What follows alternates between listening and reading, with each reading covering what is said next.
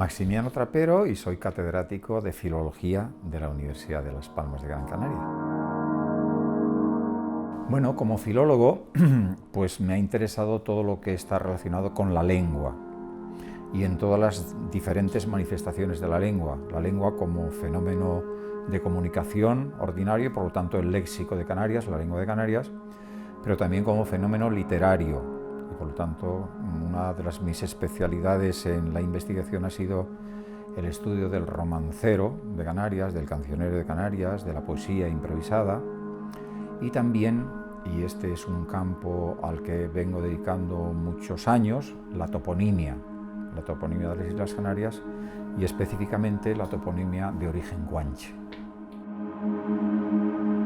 Pues mucho y poco, según se considere, pero yo quiero iniciar mi intervención en este aspecto concreto diciendo que, y esto lo dijo Humboldt, nada menos que Humboldt, cuando pasó por Canarias en el siglo XVIII antes de ir a América, que la lingüística era el único testimonio vivo que quedaba de la cultura de los aborígenes canarios. Y esto es una gran verdad.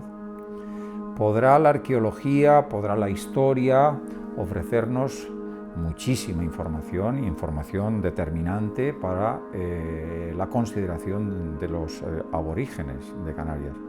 Pero la lengua es el único testimonio vivo que hemos asumido los canarios. Y muchas de las palabras de la lengua de los aborígenes sigue viva y utilizándose ordinariamente.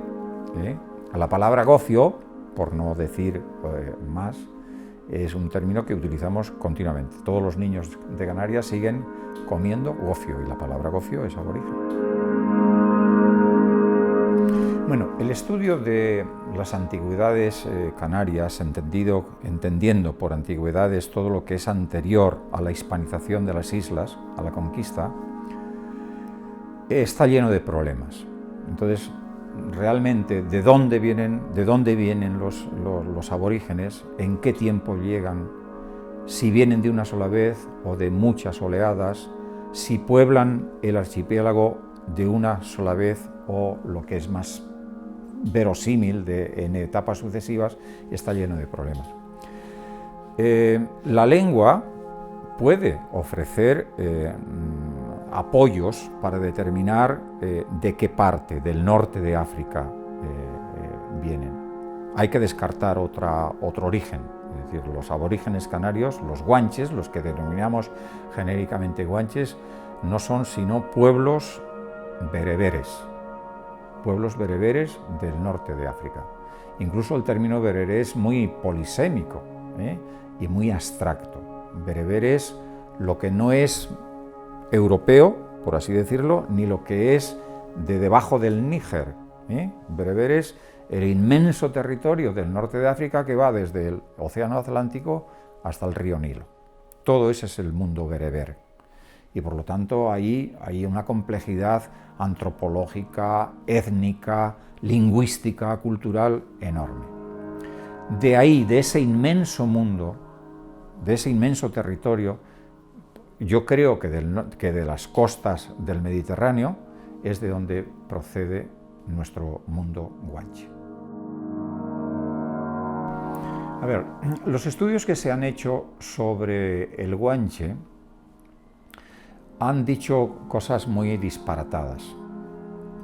Han venido a compararlo con las lenguas gaélicas, con las lenguas a veces amerindias, con todo tipo de cosas. Yo creo que hay que centrar, la investigación filológica ha venido a centrar que efectivamente el mundo guanche procede del mundo bereber. Ahora, ¿de qué tiempo? Ese es el problema. De tal punto que el guanche se ha podido identificar con el proto-bereber, es decir, con un estadio muy antiguo del bereber. Estudiosos serios del guanche han venido a decir que desde el bereber pueden explicarse una parte mínima o pequeña de las palabras que identificamos como guanches. Por lo tanto, es un problema serio. Desde mi punto de vista personal, y desde la experiencia personal que yo he tenido en el conocimiento directo del mundo de beber, con los viajes que hemos hecho en busca justamente de ese aspecto, para mí lo más concomitante, lo más cercano a la fonética y a la morfología de las palabras guanches es Túnez. Túnez es el territorio que yo he encontrado con mayor afinidad, con mayores similitudes a la fonética, a la morfología de las palabras guanches que continúan vivas en el español de Canarias. Tagaste es una palabra que a cualquier canario le sonará a muchísimas cosas. Le sonará a Tegueste, topónimo de Tenerife. Le sonará a Tajinaste, palabra que es una planta. Le sonará a el baile, el tajaraste, y en fin, incluso a palabras comunes que todavía siguen en algunas islas como algo grande, algo desproporcionado o más grande que el tamaño normal. Bueno, pues Tagaste es un topónimo de Túnez, que fue donde murió San Agustín, que está en Túnez, ahora perteneciendo a la frontera de Argelia. Pues el filólogo tiene que trabajar sobre las palabras, no puede trabajar sobre las inscripciones, por ejemplo, que hay sobre las piedras, porque es un mundo ajeno al de la filología. Ni siquiera podemos estar seguros que las grabaciones que hay ahí, o todas las grabaciones líticas de Canarias, son ortográficas, es decir, son el reflejo de palabras. Muchas de ellas son ideográficas. Es decir, ese es un mundo sobre el que poco podemos decir, porque poco se ha podido avanzar, más allá de registrar efectivamente esas inscripciones y decir las concomitancias que puede haber de unas con otras. El mundo de la filología tiene que basarse en la lengua y fundamentalmente en la oralidad, porque incluso las transcripciones que tenemos de esas palabras, que seguramente fueron dichas, evidentemente fueron palabras vivas, pero la transcripción, es decir, la escritura que los antiguos historiadores nos han dado de ellas, están totalmente falsificadas o no acordes exactamente con esa oralidad. Y eso es fácil de explicar. Es decir, las primeras noticias sobre las lenguas de los aborígenes están transmitidas por escritores 100 años o más de 100 años después de la conquista. Y 100 años o 150 años después de la conquista ha de suponerse que la lengua de los aborígenes había desaparecido completamente. Es decir, ya no había ningún aborigen que hablara su lengua. En 2 generaciones, 3 generaciones como máximo, una lengua se pierde. Ojo, una lengua no se pierde del todo. Nosotros, 500 años después de aquel fenómeno de la conquista, seguimos utilizando palabras, pero no la lengua. Seguimos utilizando elementos aislados de aquella lengua. Y los elementos aislados que nos han quedado son palabras sueltas, ni una sola frase. Es decir, a esas frases que se dicen es bacagüeré, atistirme, etc., son frases que han quedado en los textos históricos, pero han desaparecido totalmente de la oralidad. No nos ha quedado ni un solo verbo, ni una sola conjunción, ninguna partícula de las gramáticas. Lo único que nos han quedado son nombres, sustantivos, los nombres de una piedra, de un barranco, de una planta, de un árbol, de un elemento, el gofio. ¿A partir de ahí se puede reconstruir la lengua de los aborígenes? No, sencillamente no. Podemos estudiar exclusivamente palabras sueltas. Claro que nos queda mucho, de eso nos queda mucho. Ahora, ese mucho que nos queda puede ser interpretado en poco, es decir, puede ser interpretado sustancialmente aquellas palabras sobre las que nos ha quedado el significado. Sabemos lo que significó gofio, baifo, tabaiba, mocán, pero ¿qué significó arguineguín, o Tenerife, o Telde, o Gomera, o Taburiente? No lo sabemos. Por lo tanto, la inmensa mayoría de las palabras que seguimos utilizando diariamente, son palabras sin significado. ¿Cómo podemos hacer? ¿Eso quiere decir que no podemos hacer nada? No, podemos hacer algo. Desde la filología podemos hacer algo. Y desde el conocimiento de la toponimia y del mundo aborigen podemos hacer algo. Por ejemplo, ¿qué significa la palabra gando? Que para un gran canario, para un canario, es una palabra que está nombrando todos los días, porque ahí está el aeropuerto principal el único aeropuerto de Gran Canaria. ¿Qué puede significar? No lo sabemos. La palabra gando es un topónimo, que lleva ahora un aeropuerto, pero que también antes llevaba un llano, y que lleva un roque que está en el mar, y una montaña. ¿Cuál de esos elementos, de esos accidentes, pudo tener por vez primera la palabra gando? No lo podemos saber.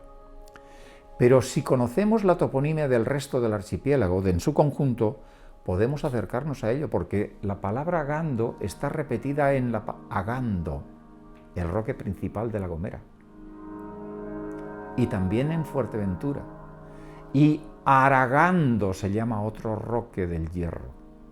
Por lo tanto, la palabra gando la tenemos repetida en la toponimia de 4 islas, con distintas variantes, con distintas formas, que desde el punto de vista filológico podemos acercarnos a el significado hipotético que pudo tener la palabra. Y así sucesivamente con el resto de la toponimia, que es la fuente principal de lo que nos queda de la lingüística de los guanches. La toponimia es ¿qué es la toponimia? Pues la toponimia es sencillamente los nombres del lugar. Entonces podemos hablar de microtopónimos, topónimos pequeños que refieren a accidentes menores, o macrotopónimos cuando se refieren a accidentes mayores. Tenerife es un macrotopónimo, pero Agando es un microtopónimo que solamente es conocido por los lugareños, a no ser que ese se convierta, como en el caso de Gando, en un nombre repetido reiteradamente por el hecho ajeno o exterior de haberse metido allí, haberse construido allí un aeropuerto. La toponimia, por otra parte, es el léxico más persistente de una lengua. Nada sabemos de lo ibérico, de la lengua ibérica, pero tenemos topónimos ibéricos. Nada sabemos de la lengua celta, pero tenemos nombres celtas en España. Nada sabemos de la lengua guanche en general, cómo hablaba, cuál era su fonética, cuál era la gramática del guanche, nada lo sabemos, pero tenemos más de 2000 nombres topónimos de origen guanche. Por lo tanto, es lo más persistente de una lengua cuando esa lengua desaparece.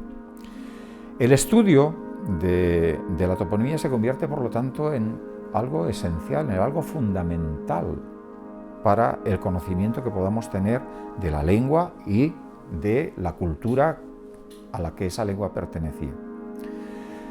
Los topónimos en sí requieren estudios filológicos, es decir, estudios profundos de historia, en donde se mezcla no solamente la lengua, tal cual ahora se dice, sino cómo se escribió, toda la antigüedad que pueda tener, y requiere también estudios comparativos. ¿A dónde podemos acudir para estudiar un topónimo como Gando, Arguineguín, Tenerife, Gomera, Telde? ¿A dónde podemos acudir? Pues obviamente a aquellos territorios en donde todavía se sigue hablando el bereber, con el cual obviamente el guanche tenía parentesco. Esos lugares, ustedes lo saben bien, están repartidos muy parcializados por el norte de África. Está en Marruecos, está en Argelia, está en Túnez, está en Libia. Pero incluso en Marruecos, en donde hay 2 o 3 zonas de Marruecos en donde se sigue hablando el bereber, no se entienden entre sí. Se habla bereber en el Rif, en el norte de Marruecos. Se habla bereber en el sur de Marruecos, en Agadir. Pero un hablante de bereber del Rif y un hablante de bereber de Agadir no se entienden entre sí. Por lo tanto, a eso se le llama lenguas distintas, no dialectos, lenguas distintas. ¿Y qué me dirán de lo de la Cabilia? ¿O qué me dirán de Túnez?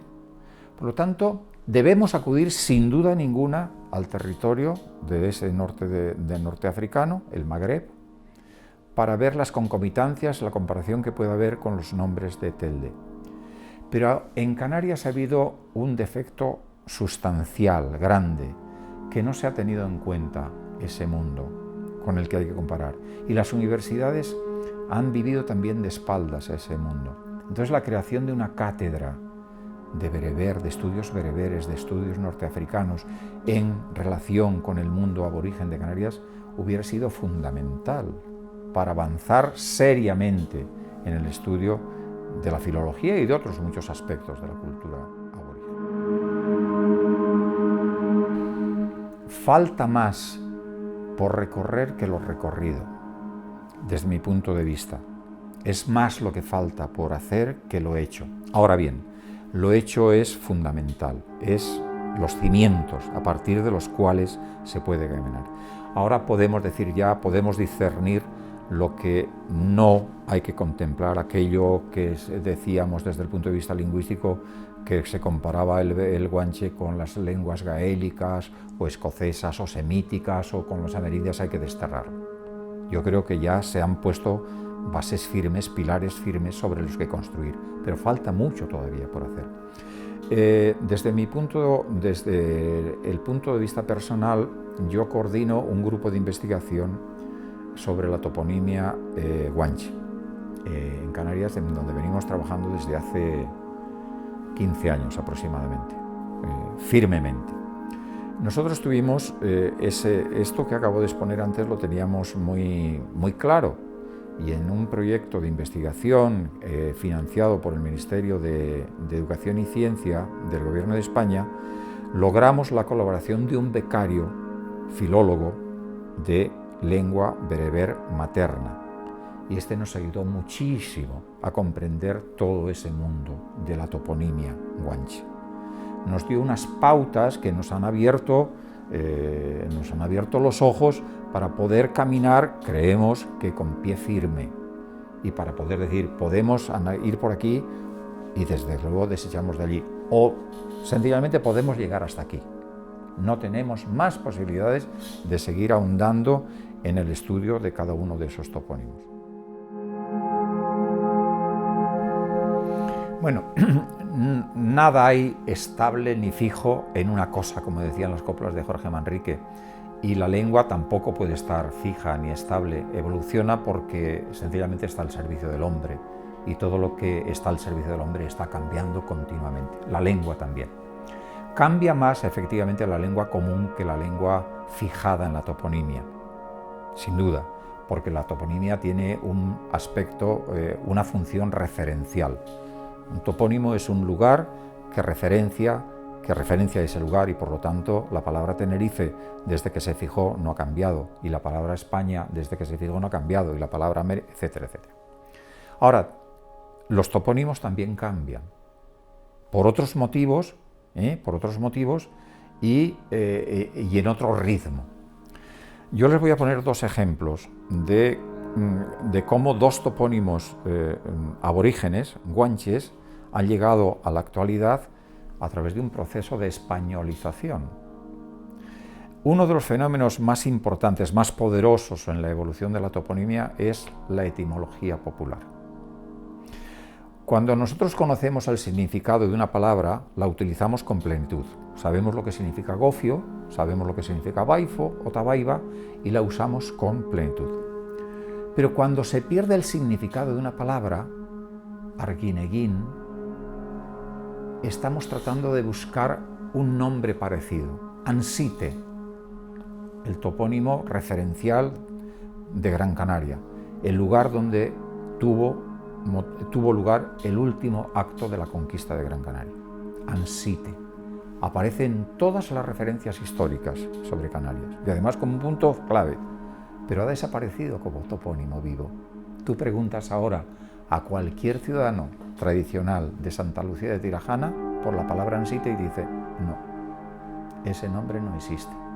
¿cómo no va a existir? Pero si aquí vienen a celebrar, ha habido unas ceremonias que se estaban celebrando con mucha ceremonia y con mucho ritual y con mucho respeto y con mucha identidad, tratando de reivindicar el último acto de la conquista de Gran Canaria.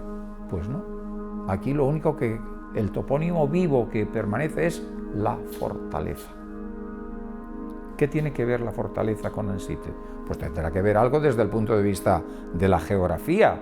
En efecto, la fortaleza es un roque, un risco casi inexpugnable, de donde se cree que desde allí se derriscaron, tal cual dicen los Abreu Galindo y los historiadores, los últimos aborígenes que no quisieron someterse a la conquista. Sin embargo, la palabra Ansite queda en un lugar muy cercano a aquello, evolucionado a la palabra Los Sitios, que es así como se denomina un pueblecito que está al lado de Ansite. Evolución por etimología popular. La gente quiere seguir teniendo conciencia plena de ese nombre. Otro ejemplo, distinto. Nosotros conocemos como el roque más eminente de Gran Canaria el Roque Nublo. Junto con el Ventaiga son los dos roques principales que identifican. Pero más aún el Roque Nublo, porque además se ha convertido en bandera, por mor de la canción creada por Néstor Alán. Todos los gran canarios tenemos como himno de Gran Canaria el Roque Nublo, la canción del Roque Nublo. ¿Cómo es posible que ese roque tan eminente no tenga nombre guanche? Porque a cualquiera que se le pregunte ahora por qué se le llama nublo, la respuesta es que está nublado o que está entre nubes, es decir, vinculando con la nube o con los nublados. Pues no. Los habitantes de Timagada, el pueblo más cercano al Roque Nublo, no le llaman nublo, le llaman nubro o ñubro.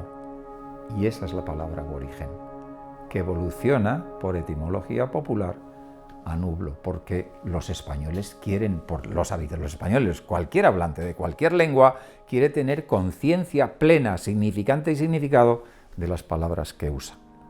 Por lo tanto, en todos los estudios de toponimia ha de advertirse un hecho fundamental, que es el proceso de hispanización que inevitablemente han tenido que tener todos esos términos. Yo soy filólogo y naturalmente no tengo miedo a las palabras.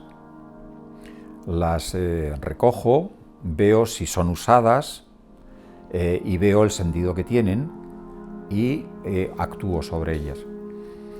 Evidentemente cada investigador tiene sus fobias y sus filias, y aunque yo creo que en el campo de la investigación hay que desechar unas y otras. Por lo tanto, la denominación, las palabras que se utilicen para referirnos a la cultura de los aborígenes canarios, para mí no tienen, ni son ofensivas, ni son peyorativas, ni son mejorativas. Son palabras que la gente ha usado. Aborígenes, indígenas, antiguos canarios, guanches.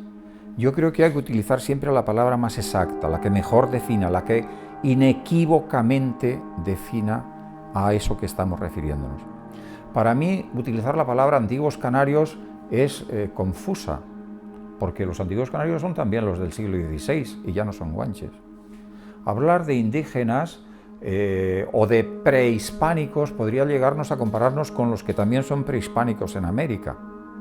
Yo creo que la palabra que define inequívocamente a los hombres canarios anteriores a la llegada de la conquista española es guanche. Y esa es la palabra que se ha utilizado a lo largo de toda la historiografía de Canarias y es la palabra que se está utilizando universalmente para definir a unos hombres y a una cultura específica. Específica. Es la palabra guanche. Y la palabra guanche no tiene nada de peyorativo. Nada, en absoluto. Es más, yo sé que la palabra guanche es polémica. Y ha sido polémica desde en donde yo creo que he intervenido también y he tenido algo de culpa en esa polémica. Naturalmente sin intención de ser polémico, yo no quiero ser polémico en absoluto.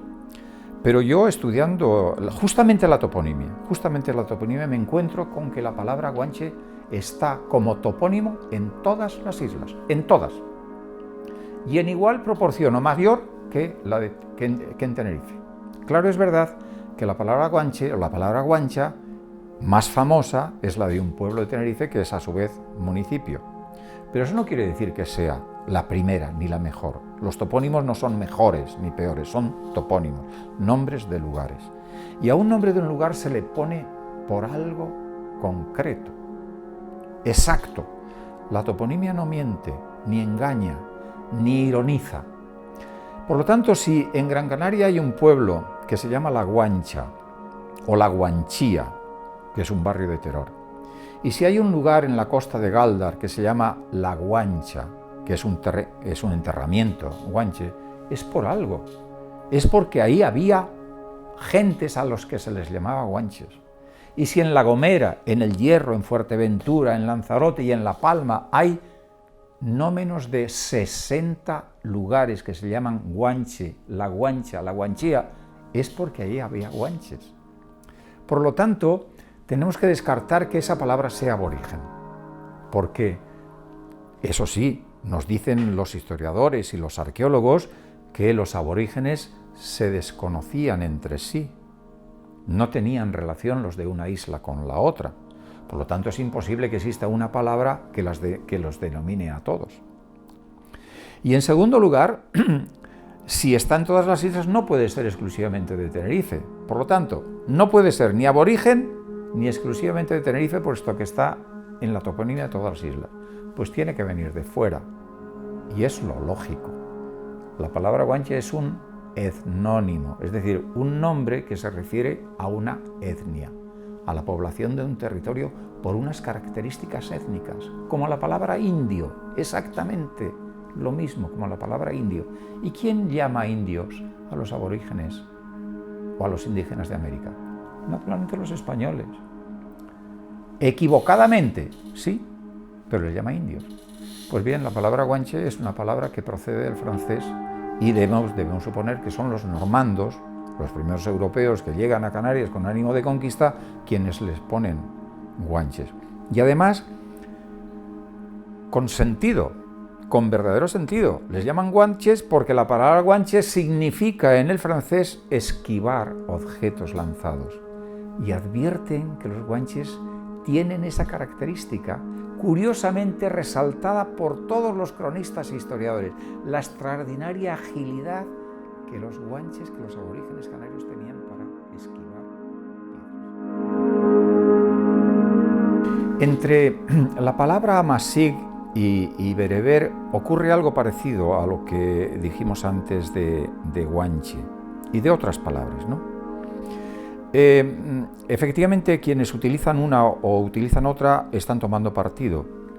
Yo, como filólogo, quiero ser aséptico en ello y yo prefiero utilizar la palabra bereber porque es la palabra asentada en la filología y es la palabra además asentada en la historia.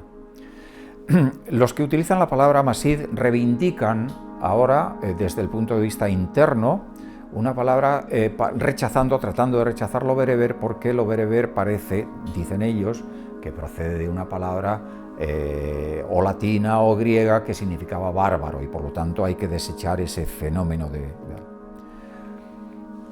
Repito lo que he dicho en otras ocasiones, yo no tengo miedo a las palabras las ponemos nosotros o heredamos las palabras que han puesto los demás.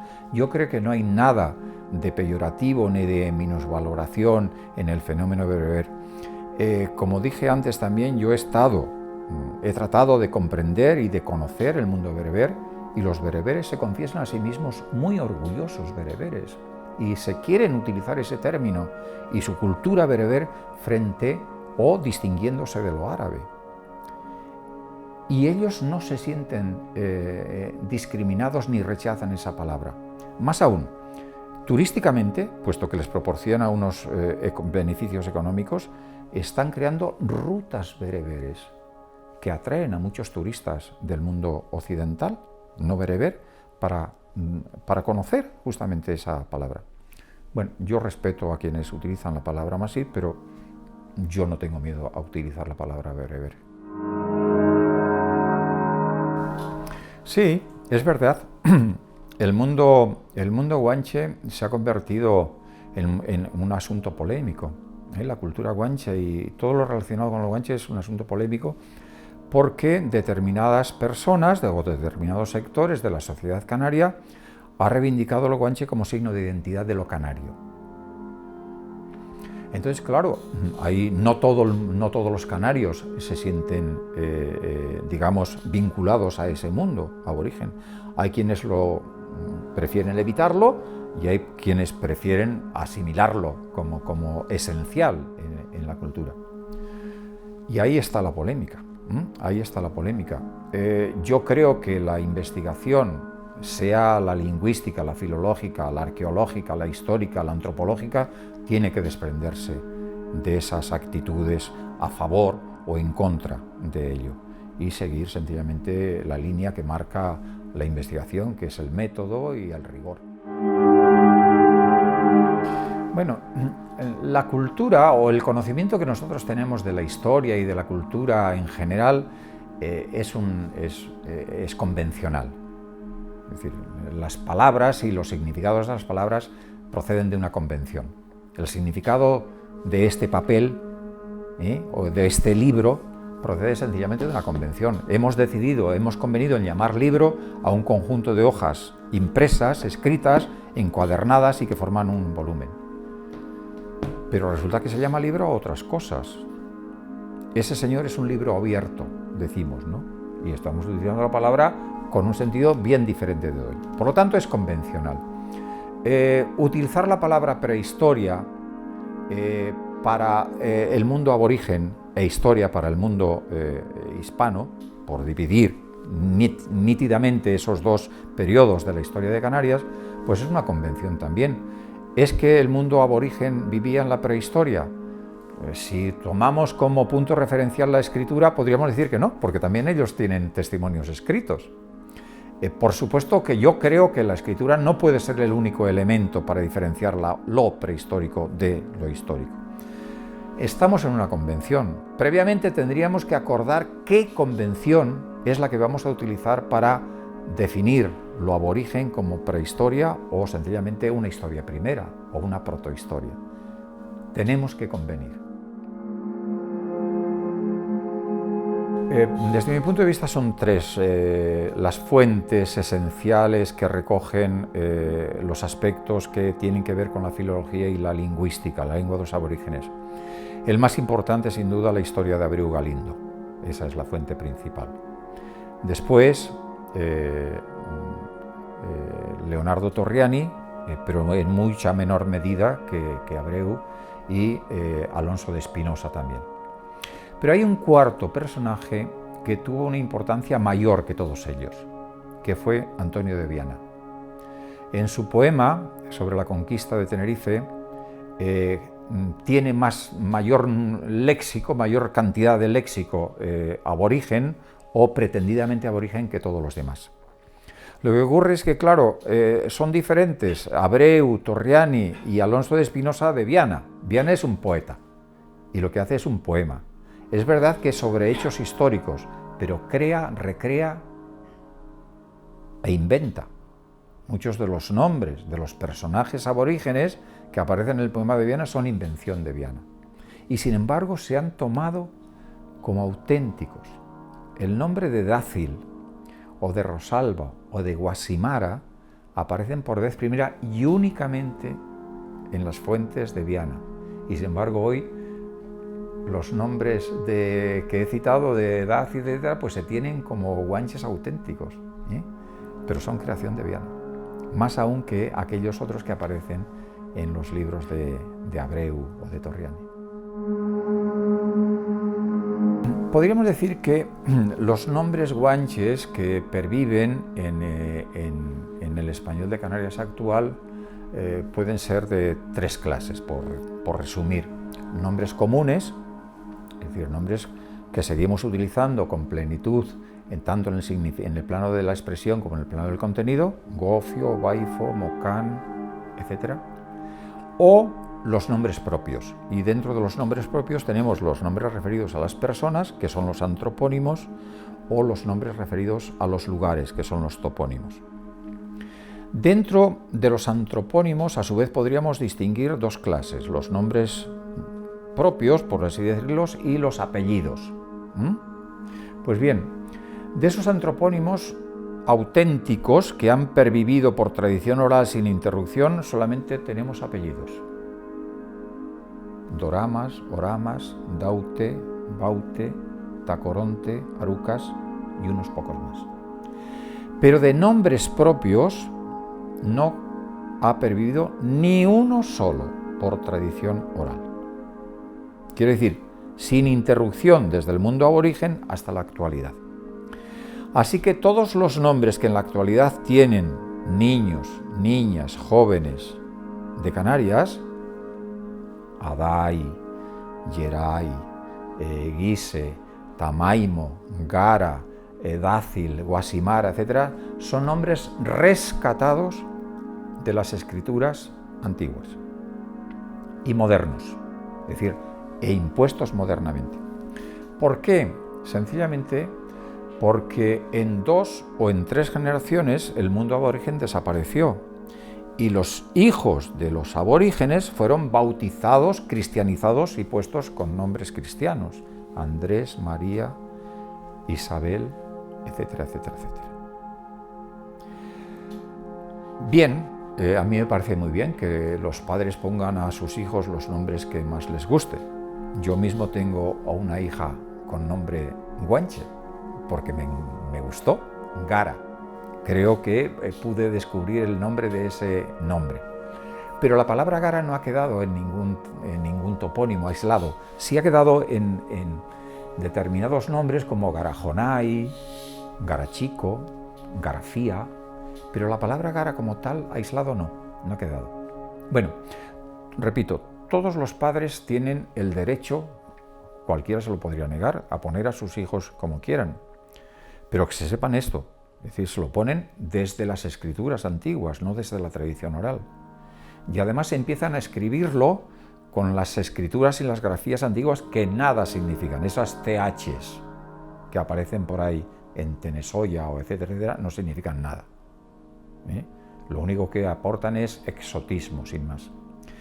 Y además hay otros muchos nombres de personas, de niños y de niñas, que están utilizando topónimos, nombres de topónimos, no de antropónimos. Es el caso de, por ejemplo, el otro día leí que una chica de Tenerife se llamaba Ucanca. Todo el mundo sabe que Ucanca es el nombre de un valle que está debajo de Tenerife, o que se llamaba Isora.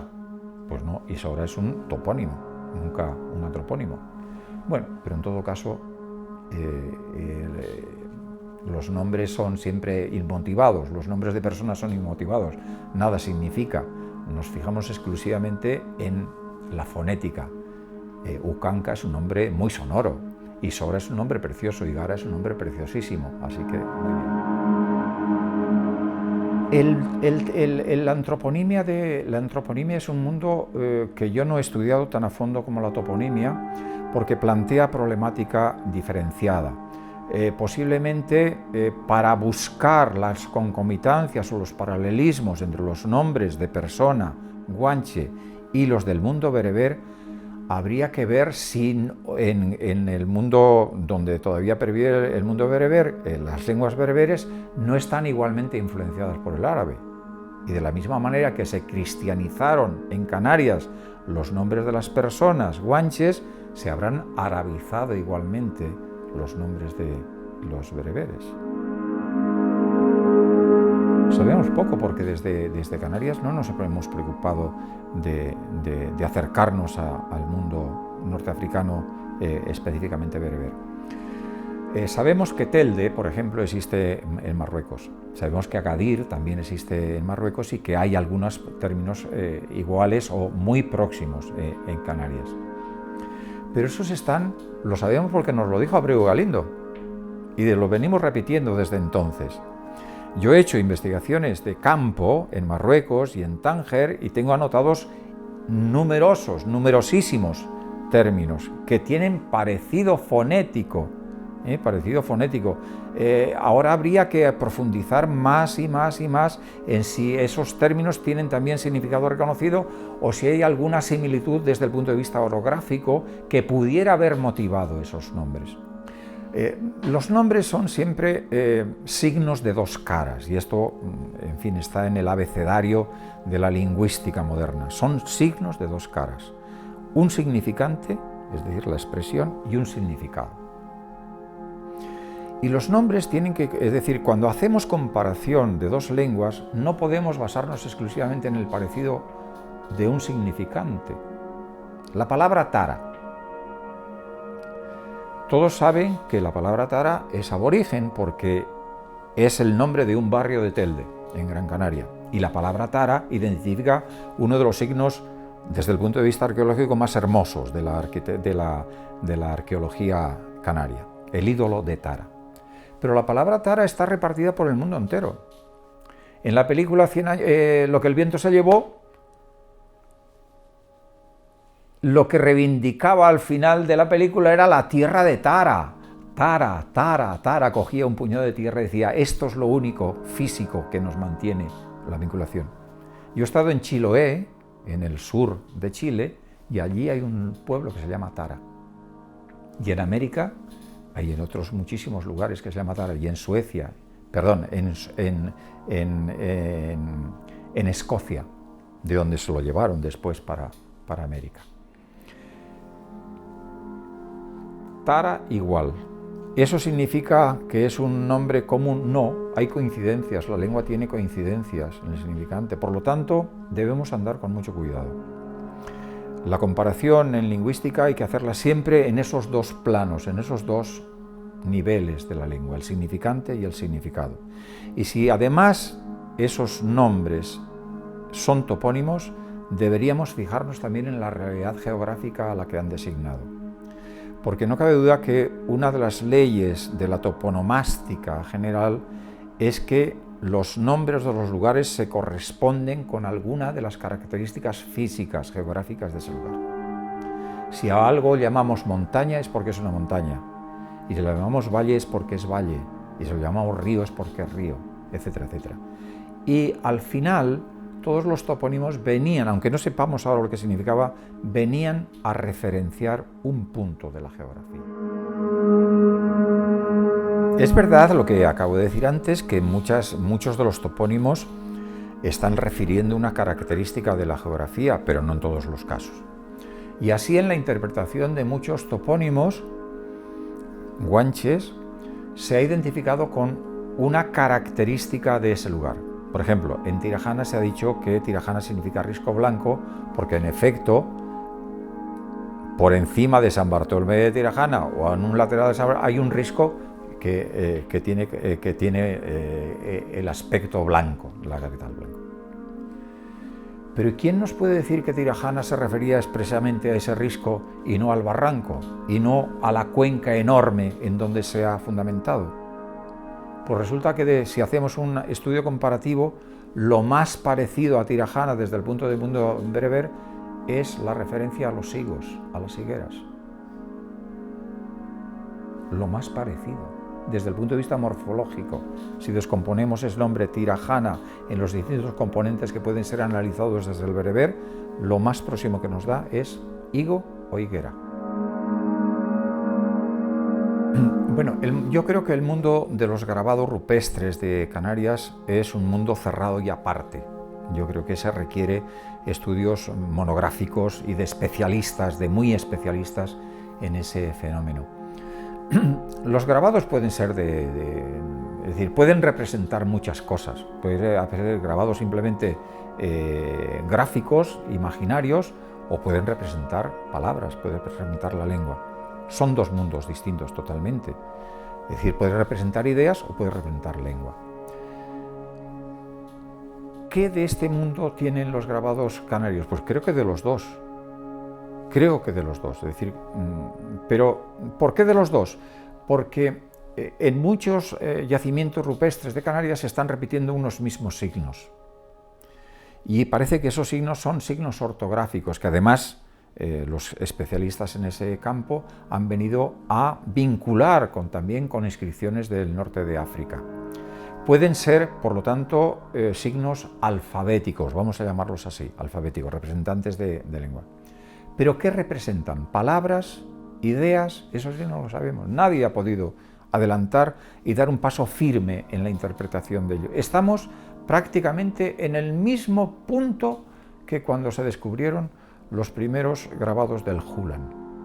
Y a propósito de la palabra Hulan, si me permiten, la toponimia nos dice que existe un lugar en el Hierro que se llama Hulan. Ojo, Hulan, no Julán, como empiezan a aparecer en todos los mapas. No, ningún herreño dirá Hulan. Y los nombres de los lugares, quienes lo conocen en su verdadera naturaleza, son quienes los utilizan diariamente. Ningún herreño dirá Hulan, sino Hulan. Hulan es un topónimo zonal, representa una zona muy amplia de la Isla del Hierro, para toda la parte suroeste de la Isla del Hierro. Y allí en el Hulan están posiblemente los grabados más importantes de Canarias. Todos ellos parece ser que son ortográficos y por lo tanto representan palabras, pero nadie ha podido decir, nadie absolutamente ha podido decir qué palabras son las que puede haber ahí. Y algunos de esos signos son iguales a los que después han aparecido en La Gomera, Tenerife, Gran Canaria. Por lo tanto, algo nos dice de que los aborígenes de Canarias, aunque llegaran en tiempos diferentes y procedieran de lugares diferentes, debían tener algo en común, que puede ser esa lengua proto-bereber o sencillamente bereber o lenguas bereberes que tenían ellos. Pero no podemos decir nada más. ¿Y la palabra Hulan qué significa? Nadie hasta ahora ha podido decir qué significaba. Pues resulta que en las investigaciones que yo he hecho en la Isla del Hierro en los últimos años, viene a ser el nombre de una planta, bien identificado. He podido fotografiarla, pero que ha desaparecido del lugar del Hulan y está recluida en un risco de la zona de las playas. Bueno, la escritura, por lo tanto, de rupestre es un mundo, desde mi punto de vista, es un mundo cerrado que requerirá de muchísimos estudios y a donde deberían venir no solamente estudiosos del mundo canario, sino del mundo de las inscripciones universales, porque seguramente también ahí hay hechos antropológicos universales.